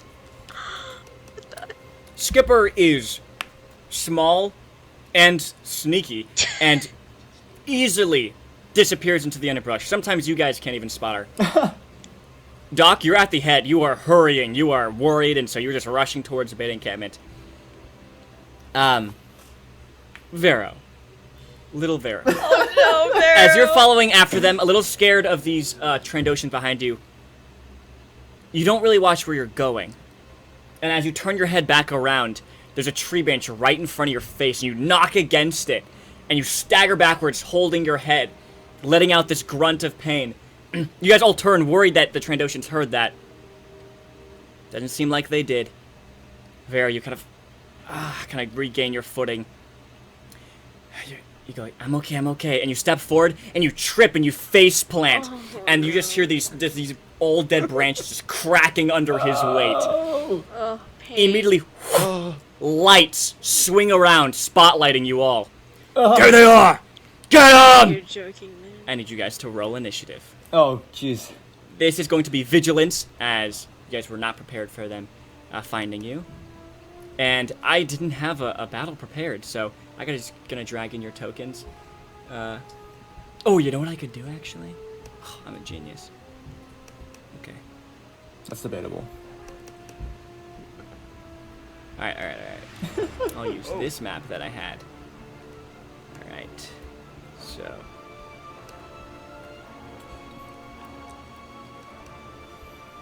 Do I have any, like, Trandoshan tokens? Let's see here.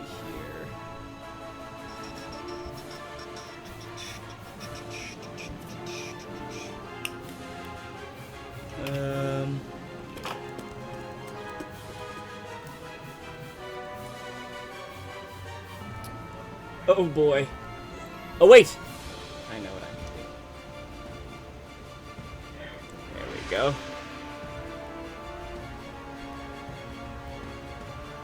Alright, so you guys, you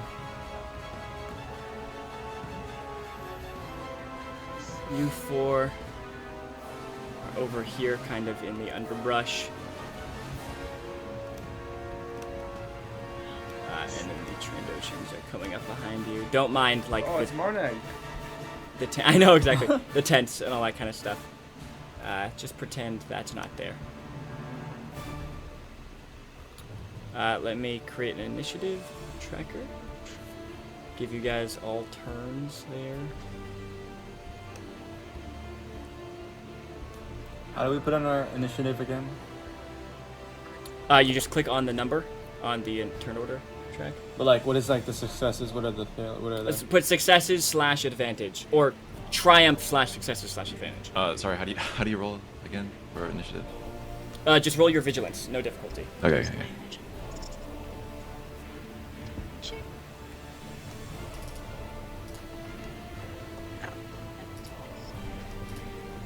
I rolled good this time.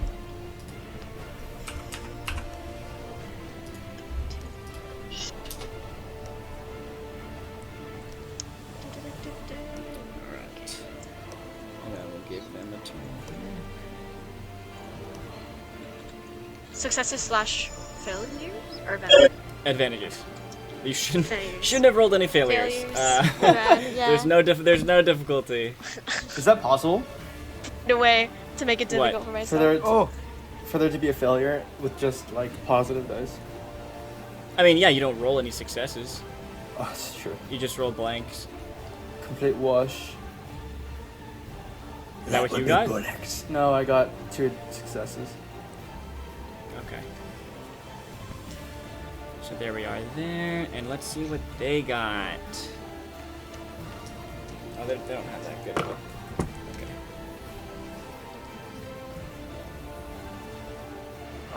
So, oh wow, you guys like all rolled the same thing.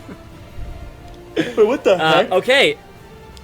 Aro, Doc, and Skipper, you guys are all on the same initiative, so which one of you guys wants to go Not me. first? Should we just go the way that's laid We out just now? go the way it goes. Alright, Aro, go ahead. Oh. Well, alright.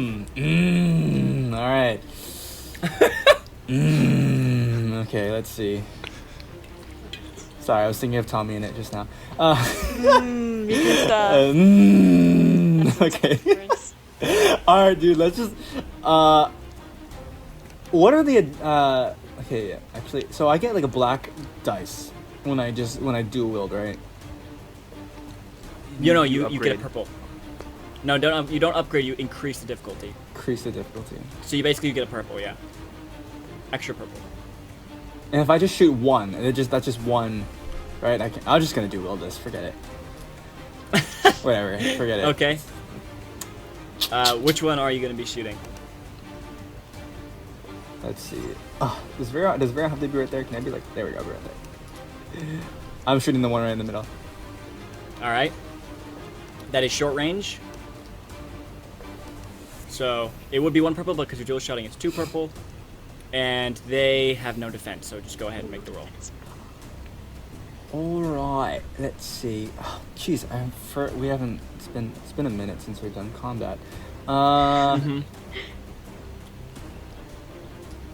Let's see. 3, 4, okay. Wait. Help me out here. I forgot. What's your range light? My range light is 3. Oh, so then I just use that with my agility. Okay. Yep. Yeah, there it is. Ah!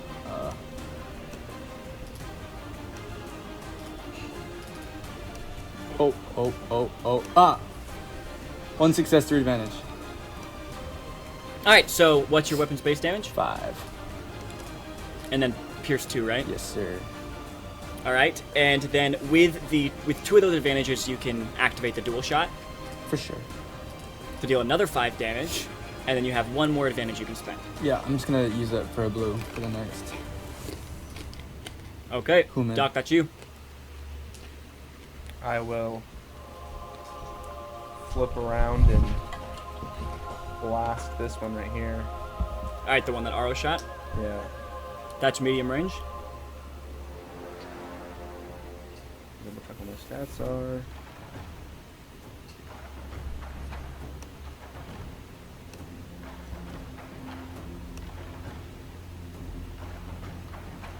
That is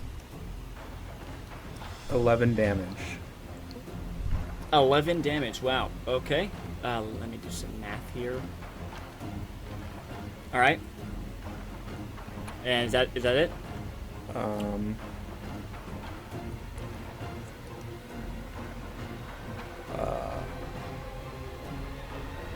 I'll take the duck for cover maneuver Behind like a tree? behind Arrow. Alright, buddy.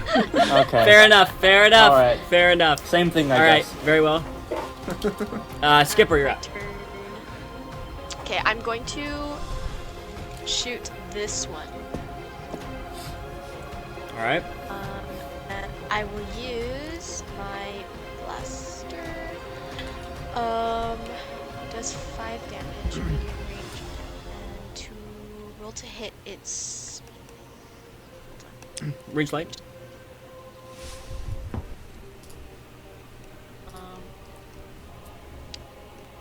agility. And no difficulty yet. The difficulty is, well, how far away are you from the target? I think I am 4 squares? Yeah, 4, so that's short range. Yes. So just 1 purple is the difficulty. Then 1 success, 2 advantages. Alright, so what's your weapon's base damage? 5. Alright, and then what's your weapon's crit? Crit is 4. Alright, so you don't have enough advantages to crit, but you can still spend those advantages how you wish. How would I be able to spend them? In the cheat sheet we have, where you can spend advantages and threats. Oh, that's right. Well, I'll be spending your threats, but... I think we should I'll spend spend our my own own threats. threat. Thank you. It is our threats after all, right?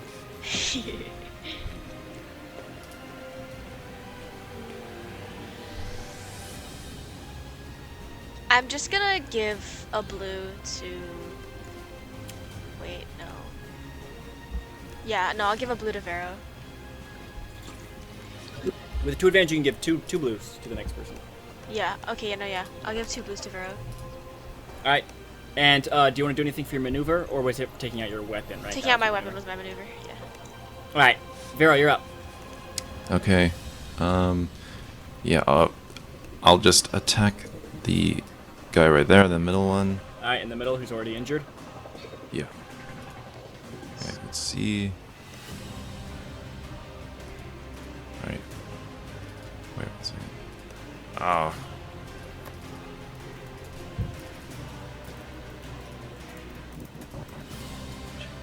Thanks. 2 successes, 1 threat. Alright, so what's the damage? Base damage is 6.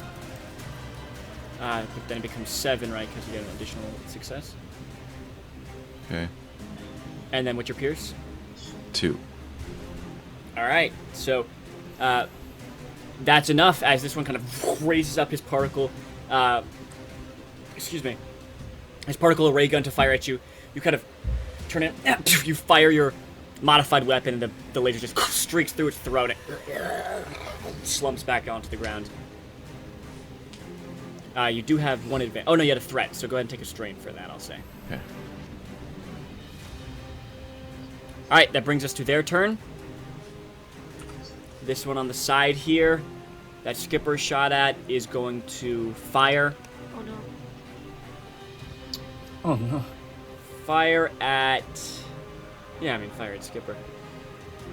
Do you have any defense, Skipper? Let's see. I believe I do. Oh, no, I don't. No, I think you have melee defense Yeah, when, no, when you I have your don't. parrying dagger, yeah. Okay. They will take their maneuver to aim. That's definitely a hit.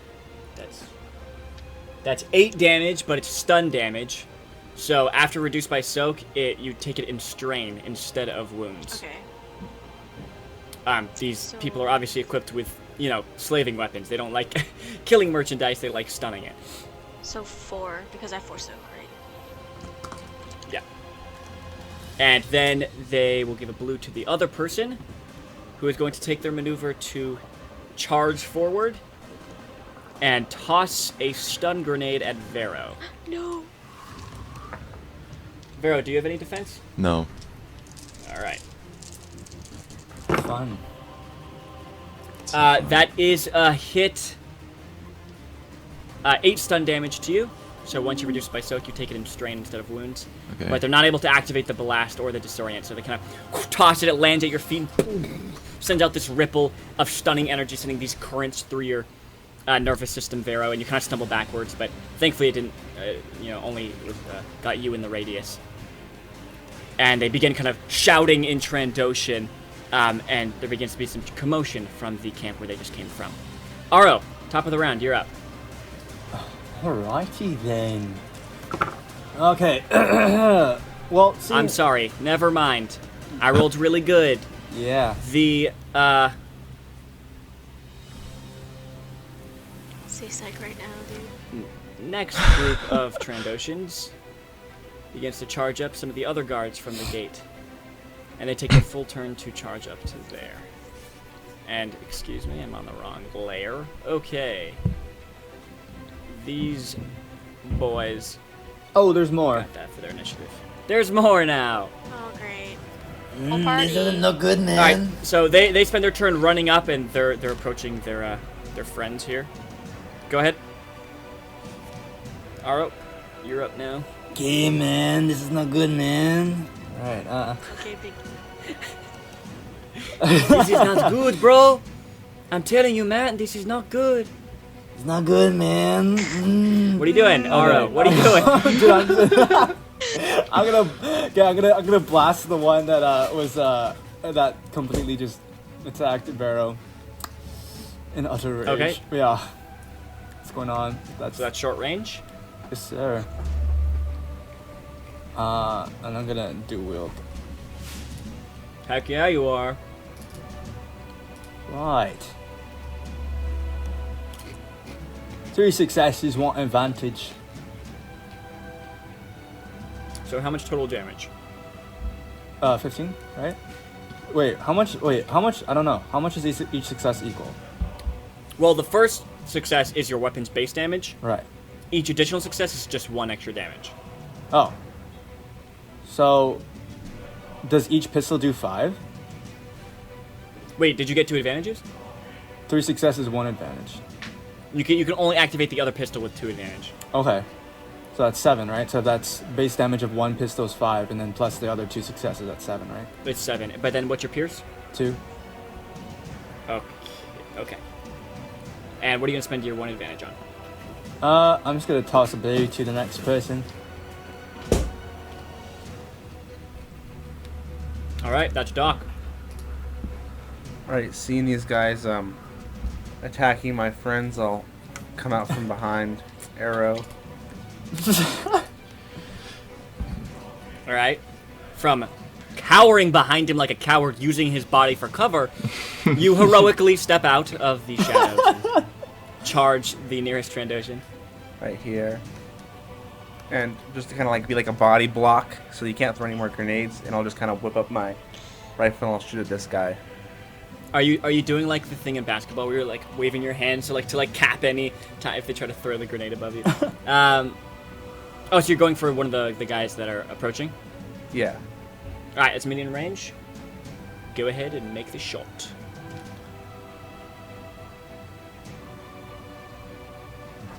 Darn. That's 14 damage, but 2 threats. Oh, 14 Oh, my. damage! Oh! With Oh 2 my threats, gosh! 2 threats. Alright, with the 2 threats, I will make you die. No, I'm kidding. And now you die. Good game, guys. I'm gonna spend them to give the one you just targeted a free maneuver, which will be a move. So you kind of go up to this one and kind of body block it to stop it from throwing grenades, hopefully. Then peek around the side of him and fire with your blaster rifle a couple shots. You strike the oncoming Trandoshan in the shoulder a couple times. It just charges after you and pretty injured. That was definitely painful. Okay, next up we have Skipper. Okay, I'm gonna shoot at this one. For sure. I will roll 3 advantages and 2 failures. That is just sad. That is sad. By the way, just for the people who are only listening to this and can't see the board, she's targeting the person that Doc just shot that just charged it upwards. Alright, so you do miss, Oh, but you do have 3 so advantages to sad. spend. Okay. Hold on, let me look at this.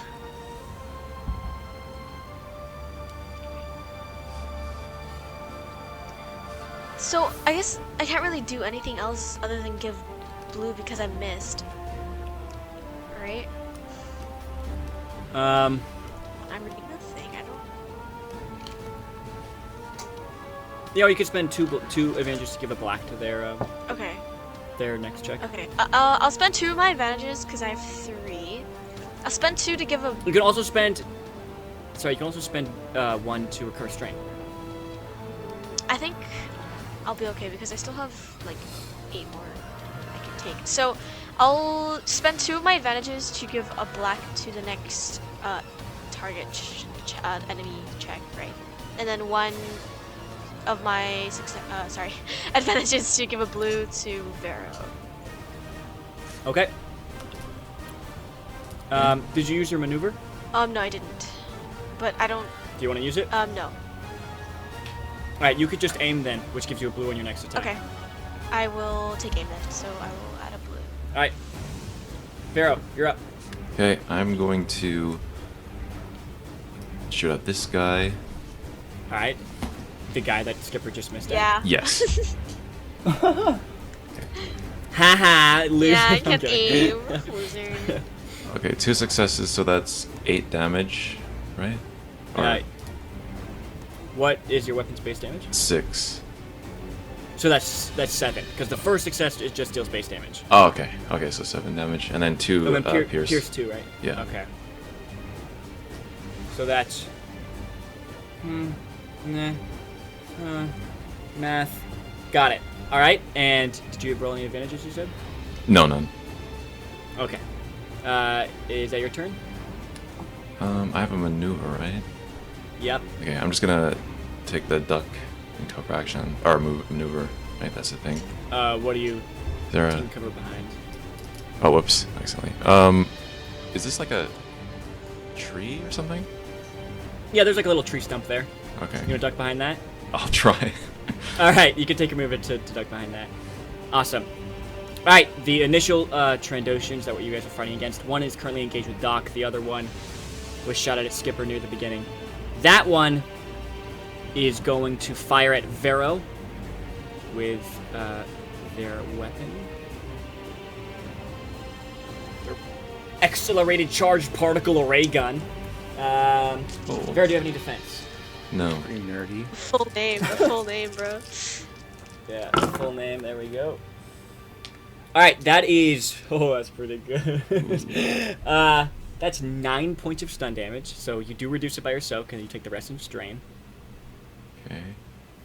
And with the triumph, I could either crit or activate blast. I'm gonna activate blast.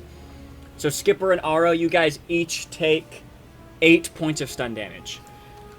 Reduced by soak. Reduced by soak. Okay, so Oh. oof. Ouchie. As it fire this stunning shot, it sends out these electrical currents through the air that catches each of you. Aro, this is in strain, not for wounds. Yeah, I realize. What happens when you run out of strain? You fall unconscious. Oh, great. Oh. But you can stim pack strain. That we've homebrewed that, just like wounds. Okay, that's him. The other one is engaged with Doc, and because they don't have any weapons at hand because they threw a grenade last turn, they're gonna slash out at Doc with their claws. 1 defense. All right, I'm gonna aim. That's a miss. But there is 2 advantage, which they will spend to give 2 blue to the next people in line.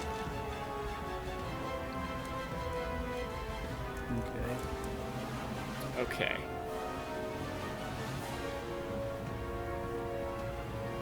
Excuse me. Top of the round, we have the approaching Trandoshans. The one in the back is going to use a move to move up there, and then is going to move all the way engaged to Skipper with their action. No. And the other one, who is pretty badly wounded, is going to go ahead and fire at Doc with the 2 blues. And they also had a black from Skipper's From mine, attack. Oh yeah, 1 defense. There we go. Okay. Oh no! Alright. That is a hit. That's 6 stun damage. And a crit. So let me roll the crit here. I have 1 critical injury. All right, so it gets plus 10. So 54 is the total, and that is fearsome wound. It's average. It's an average critical injury. You add a purple to all presence and willpower checks until the end of the encounter. Ooh, all those presence and willpower checks you make during battle. Yeah. Yep. Okay, that's them. Next up, we have Aurel. Jolly. Alrighty then, who's still alive? Well, you have these two. One's engaged with Skipper, one's engaged with Doc, and then two more about 20 feet away from you who are firing their weapons. Right, alright, let's just who's the most wounded? The most wounded The most is- wounded, who's most wounded?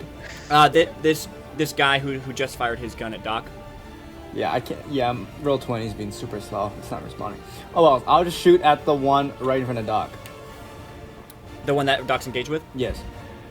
And by engaged with, I mean they are meant to be wed. pretty soon. Whoa! Congratulations, Yeah, we don't want Doc, that. you didn't We tell don't us. want that. No. I'm not supportive of that. When Gabe's not here, I have to channel his pun energy. Okay, Oh gosh. Alright, well we gotta end that quickly. We better end that. Alright. so that's short range. Go ahead and make the attack. Righty then. 2 success, 1 advantage. 2 success, 1 advantage. So what's your weapon's base damage? 5. So that is what, 6? Mm-hmm. Pierce 2, right? Yes, sir. Okay, that's pretty good. And you had 2 advantage? 1. Oh, 1 advantage. What do you want to spend that on? How unfortunate. This munching's making me very uncomfortable. It's making me hungry, bro. This is Actually, yeah. half actual play, half food ASMR. Oh, great. It's what I've always wanted Actually, in every... I haven't eaten anything all day. That's crazy. I had a single bowl of cereal and it's 5 o'clock. Well, then you better hurry up and finish your turn so you can get eating, yeah, Evan? Aren't I done? You have an advantage to spend. Do you want to spend it? Oh yeah, On yeah. anything? Toss the blue to the next person. All right, toss a blue over to Doc. You're up. All right. I will gun that guy down. He's attacking my friend Skipper. All right, go ahead. Short range. Make the attack. Oh, it's short range. Well, they're Woo! 10 Like feet right away there, from yeah. That is 1, 2. Woohoo! Oh, I didn't add the blue. Was it 2 or Act 1 the blue? For it, 1, just 1. Okay. But you can take the aim maneuver if you'd like to get another blue. No. Actually, yeah. So I forgot to roll the blues, Yeah. but that's right now.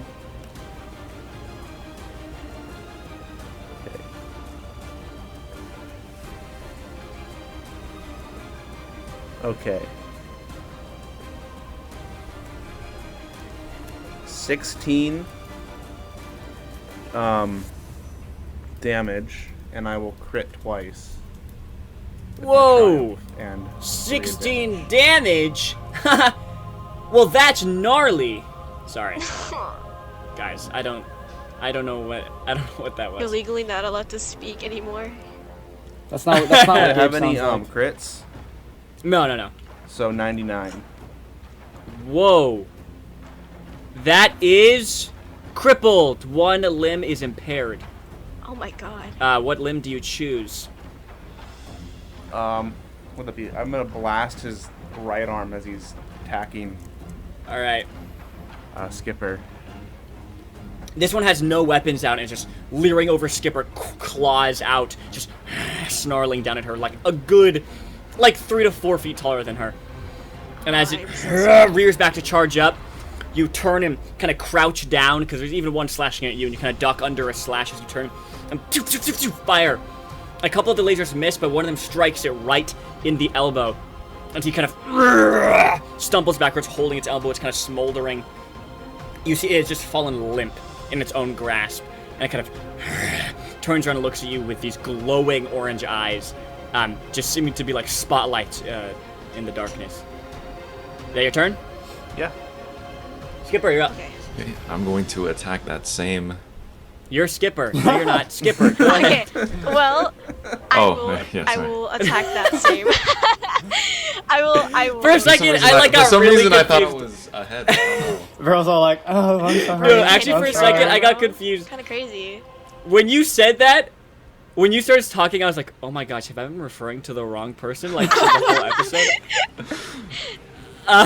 Okay. I will roll to hit. What are you attacking with? My blaster. So it's already out, and this dude is like right on me. He is engaged with you, so the difficulty is 2 purple because point blank is harder. Literally engaged. You guys are literally engaged to be Oh my wed. god, I cannot wait for our wedding. I got 3 advantages and 1 failure. Oh boy. Oh, this game hates me. Okay, what do you want to spend the 3 advantages on? Okay. Just give 3 blue to Vero? Yeah, Vero, here. Take all these advantages. This is Alright. for you, my dude. Alright, Vero, you get 3 blue. Skipper, you're like maneuvering your gun, but every time you try to fire, it knocks your gun arm away with its thick tree trunk-like arms. And Vero, you turn and you see this beast, while horribly crippled and hurt at 1 arm, kind of leering over Skipper. Vero, what do you do? Yeah, I will attack it. All right. And okay. Okay, so that's 6. 1, 2, 3. 10 damage, but 1 threat. It doesn't matter. You get 1 strain from the threat, I guess. Okay. Or oh wait, no, that'd be really bad for you. Yeah, that's all I can spend it on. Okay. So take a strain. And you just kill this one. Vero just apparently the one taking all the kills. You turn as it is about to swipe out its Skipper, and you just fire and just take it in the neck. Skipper, you have to sidestep it as it crumples to the floor. Vero, you do have a maneuver. What do you want to do with that maneuver?